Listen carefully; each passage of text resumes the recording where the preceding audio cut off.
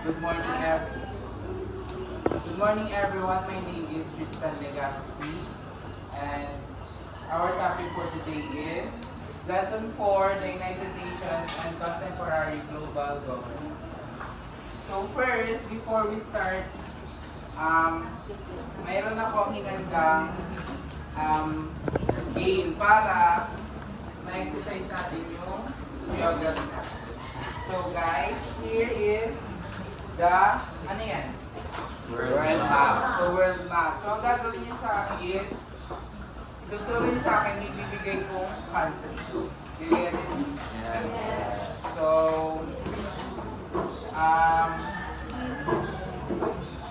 kasa lang na kami kung sino gustong pumunta dito sa tuturo. Okay. So, first is, where is Iran? Who can tell me where is Iran in the map? Or tatawag na lang ako. Miss agad. Pakituro na lang. Yeah, correct. So, ito ang Iran. So, as we all know right now, very relevant ngayon ang Iran kasi sa nangyayari gera sa Middle East between Israel, US, and Iran. So, where is Venezuela? Who can tell me where is Venezuela? Taas mo kamay. Geography skills. Kailangan natin develop yung geography. Miss Fernandez, can you try? Try lang. Venezuela. Part siya ng South America. Try lang, try. You can try. Venezuela. Nasa South America. So, nasa yung South America? Turo mo. Turo mo Venezuela. Mali. Africa yun. So, next, sino gusto? Miss Huasay. Venezuela.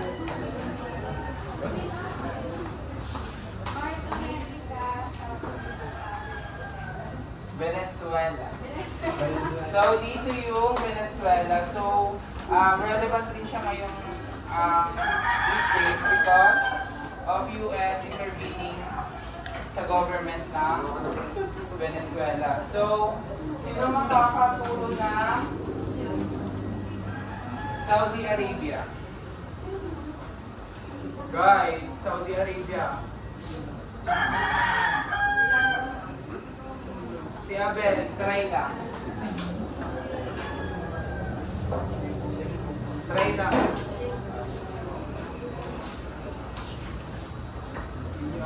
Nag-google kayo.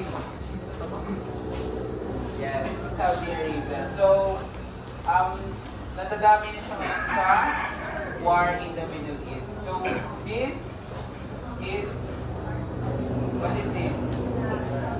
This is Tagalog? No.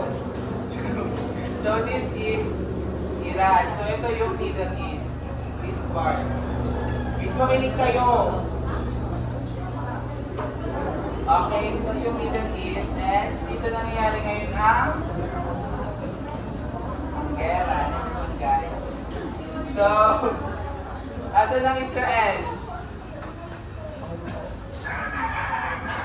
Try nga. Rapsing. Try mo lang Israel.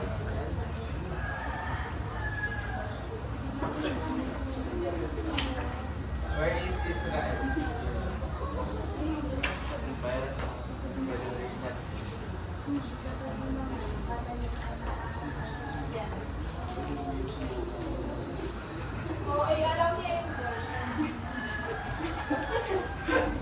Wrong. That is Iraq.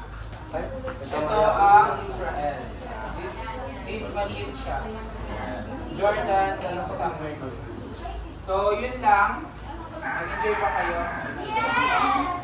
So, now let's move on to our introduction. Please read everyone.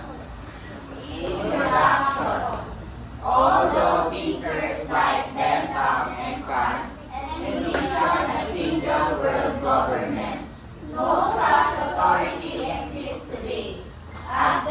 no global entity with ultimate power over all states. No organization can force states to follow global rules through military power. Despite this, states generally follow shared norms such as global navigation rules and respect for national borders. When these norms are violated, such as Russia's invasion of Crimea in 2014, the actions are widely criticized and condemned. This shows that for a world order exists no global governance, which comes from treaties, international organizations, laws, NGOs, corporations, and shared ideas like good governance. Because global governance is complex, the focus is often placed on intergovernmental organizations, especially the United Nations. So, Mr. Bernard, can you give me the gist of the introduction? Now, so although thinkers like Vietnam and Kant envision a single world government, so Vietnam and Kant envision nila yung one government sa buong mundo. Pero no such thing exists. No such authority today exists.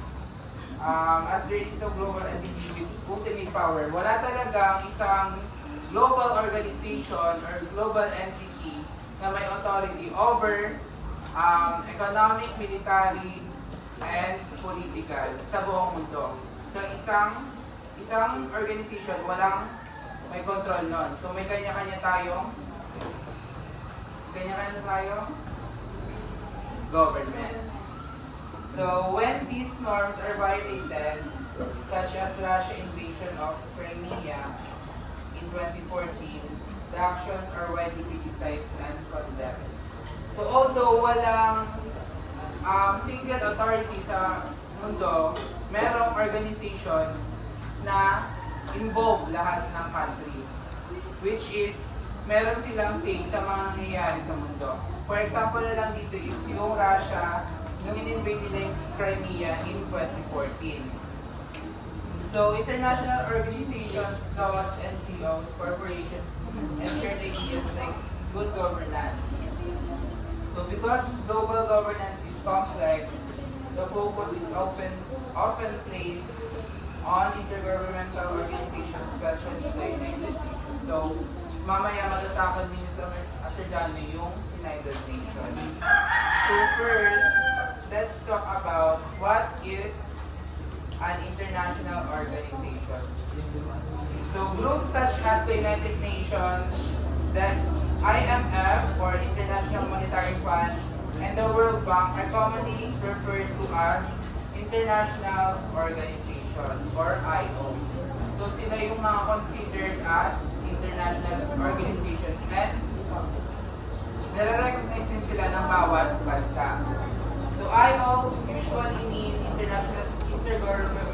intergovernmental organizations made up mainly of member states na NGO. So ang mga involved lang sa international organizations is mga states, which is countries. Hindi kasama yung mga non-government organizations. So, ano dapat? Government or state. So, third is a common misconception is that IOs are simply collections of state interests with no real power of their own. So, in the past, nakita ng mga tao na parang wala namang power yung mga international organizations. Pero, as time goes by, nare-recognize na ngayon yung power ng mga international organizations. Big example is United Nations and IMF. So in the 1960s and 1970s, many scholars viewed IOs as stock shops where states debated overlapping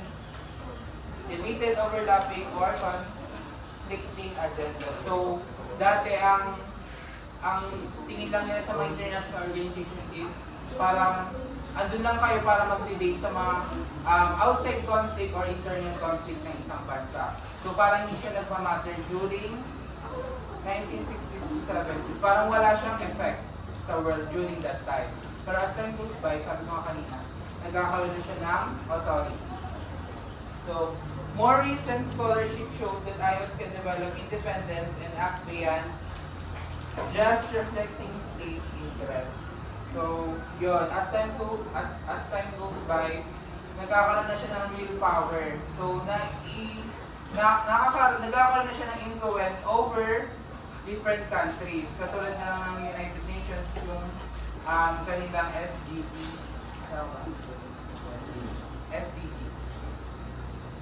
So, for example, the IMF has promoted specific economic policies shaped by its professional economists, showing that IOs can become influential actors on their own. So, binigay dito example is the International Monetary Fund, which is sila yung nagbibigay ng economic policies sa mga bansa. So, during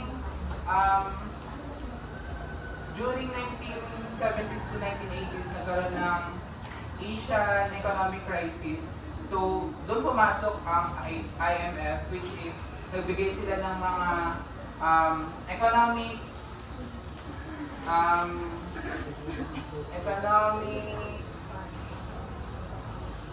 nagbigay aid, yes, economic aid to different countries.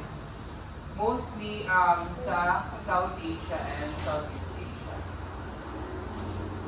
Next, international organizations or IOs have the power of classification, meaning they define categories that shape global standards and identities. For example, the UN High Commissioner for Refugees defines who qualifies as a refugee, which has real effects because states are required to accept refugees under international rules. So, IOs have the power of classification. So, ang binigyan example is UN High Commissioner for Refugees. So, may rule ang UN na sila yung nag-qualify sa isang bansa or sa isang community kung kayo ba ay pwede maging refugee. So, bakit ba naging refugee? Dahil sa war.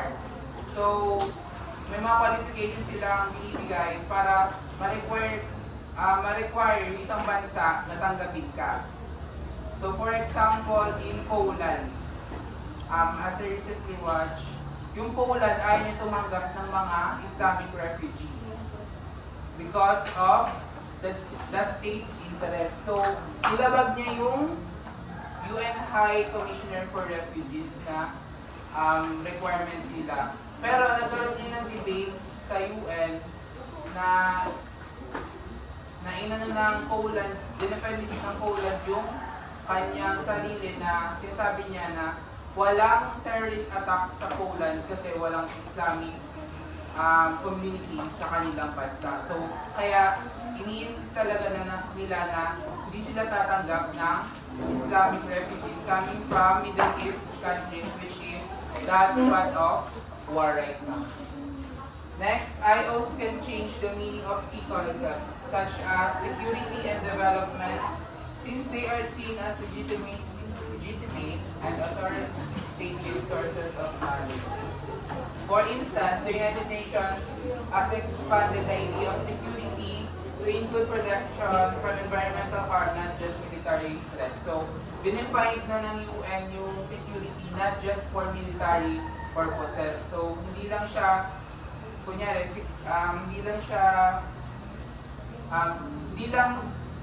pag sinabi ng security, hindi lang siya threat for military or physical something. It's also in our environment. So, dinefine na nila yun ng gano'n. So, IOs can change the meaning of people. Next, IOs also diffuse norms, spreading accepted standards or behavior worldwide through their members and expert bureaucracies.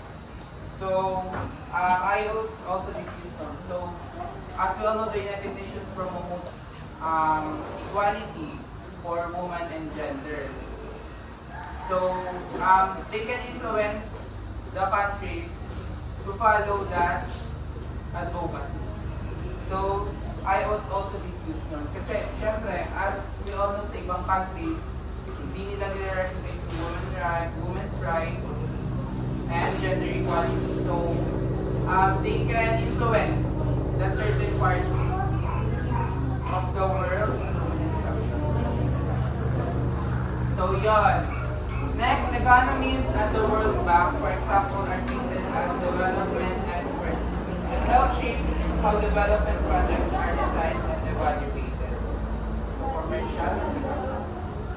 Because of these powers, IOs can promote positive goals like environmental protection and human rights. So, because of that power vested upon the international organization, they can influence in different factors: environment, politics, and economy. However, they can also cause harm when they become rigid and close to criticism, as seen when Joseph Stiglitz criticized the International Monetary Fund for using a one-size-fits-all approach in development countries. So, open naman yung mga international organization for criticism kasi that's normal. So, do you guys have any question, verification? So that's all. Thank you.